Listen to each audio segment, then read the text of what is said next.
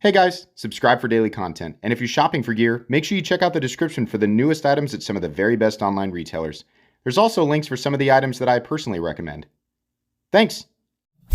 What's going on YouTube? Metal Complex here, and today I've got another short little unboxing video to share with you guys. This just showed up in the mailbox, and I probably should have been expecting it, but I wasn't aware of anything coming in, so I can't wait to see what's in there because I don't know. I am familiar with Divo Knives, though. If you guys remember the Stout, very cool knife. I will link his website down in the description, and Divo Knives in general from other retailers. If you guys want to check them out, as well as this knife specifically. It does help my channel when you use those links, but that's entirely up to you. Thanks to my patrons for supporting me. Please make sure to follow me on Instagram at metal_complex and on TikTok at the_metal_complex. I threw that card in the last recording of the video.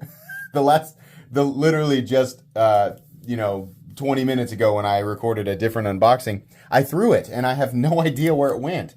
I wish I would stop doing that, but oh well. What do we have here? Oh, is this a new... Well, does it say on the box? It does not. This looks like the Stout, but is it smaller? It's certainly a different version of it. Okay. What do we got here? We got some contoured titanium.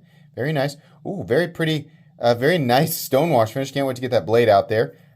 Oh, is it a nested liner lock? I bet, was the last one a nested lock? That's just the... little protector disc for the pocket clip. So there's the wire clip. This is very subjective. I'm not the biggest fan of wire clips. Really, specifically, I don't like these types of bills. This is the Civivi bill, the one that I always complain about. But not everybody feels the same as me, and that's fine.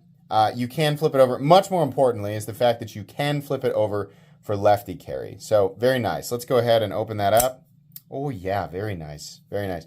Huge fan of the finish on this. We just don't see this enough. So many companies default to a belt satin or a machine satin finish. And listen, that's fine. Like if I had this conversation with somebody the other day.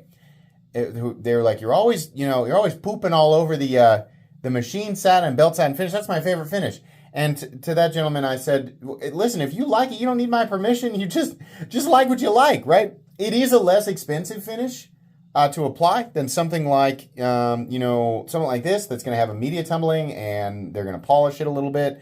That takes a little bit of extra time, right? And not all tumbled finishes are the same and not all satin finishes are the same. Certainly a hand rub satin finish is going to take a little bit more time and energy. It's going to cost more money to do than a belt satin or machine satin finish. But largely it just comes down to preference. The reason that I like these types of finishes is I like reflectivity. I like polishing, right? If you don't like that, then that's fine. That's up to you. But I like it. On top of that, because this is tumbled and because it's polished, number one, it's going to show wear way less over time. It's just going to wear much better. When you're cutting into stuff, you're marking the blade up, it's just going to look better over time. Now, if you care about that, great. If you don't care about that, then that's meaningless. But it's also going to glide through material better than a coated blade, most coated blades, or like a bead blasted blade, right? Or something that's going to create additional drag. So I like that. It's just a nice combination of elements, and it'll also offer better corrosion resistance than finishes like bead blasting because the little micro pits are not as deep, right?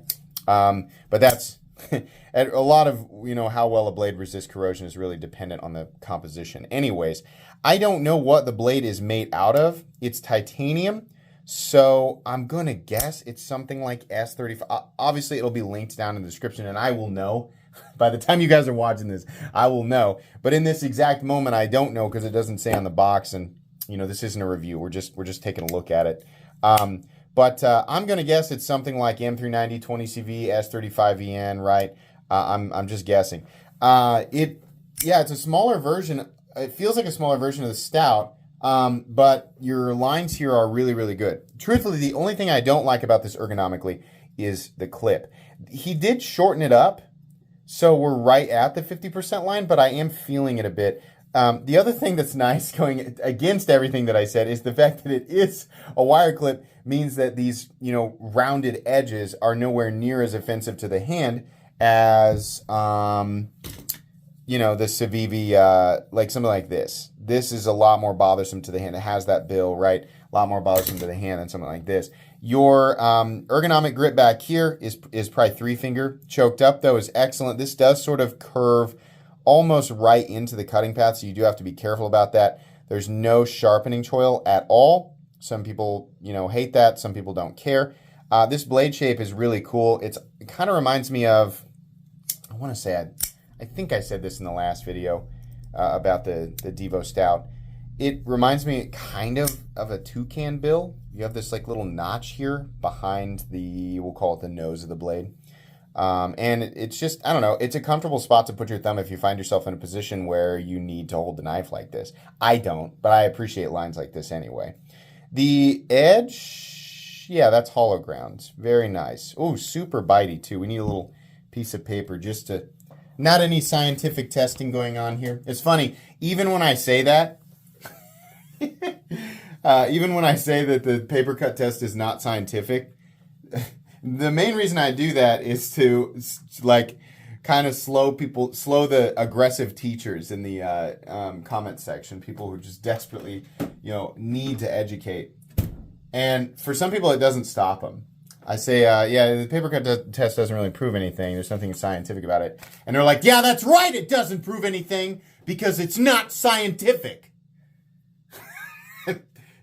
We agree on that. Thank you. Oh my God. Most of you guys are cool, but some of you guys are wackadoo, man. Yeah, this is like a cardstock. So, obviously what you're cutting it's gonna like how this feels is gonna change depending on what it is that you're cutting. But this cutting edge is really wanting to sort of melt this material. And it would be nicer to feel it on paper, but even like this, like I'm not feeling nearly as much of that, like, you know, considering what material this is. So it really feels good in the initial edge. Really great overall profile for EDC and pretty thin, not the thinnest ever, but pretty thin behind the edge. Blade stock is probably only about 110 thousandths or so. In fact, just to see how close I am, just to see, I'm going to test it. So let's see here. My guess is 110. More than that. Okay, 118 thousandths. I was close. Well, I mean, I'm going to say I was close. This channel's not very scientific. Okay, these are clearly going to be available or are currently available. But like I said, I'm going to link the website. You know what would probably be really helpful here for some people who haven't gone to the listing or just aren't going to, just want to know the stats. Overall length is just over 6.5 inches. Yeah, and then your blade length is 2.85. Cutting edge is about 2.75 inches. So there you go. And weight with the trusty new scale. We'll do that real quick. Weight on this guy is coming in at 3.5 ounces. So, alrighty. That's going to be pretty much it today, guys. This is pretty cool. It'll be interesting to get the rest of the details on this before I do the final and full comprehensive review. But for now, this exists, so you can check it out if you want to. Please make sure to follow me on Instagram at metal_complex. If you enjoyed this video, leave a like. If you'd like to check out my other content, I do, of course, have lots of videos of knives that are either expensive or inexpensive that I do or don't like, so check those out. And if you enjoy all my content, go ahead and click on that Metal Complex logo right there and subscribe because there's definitely more coming. Thanks again for watching, everybody, and have a great day.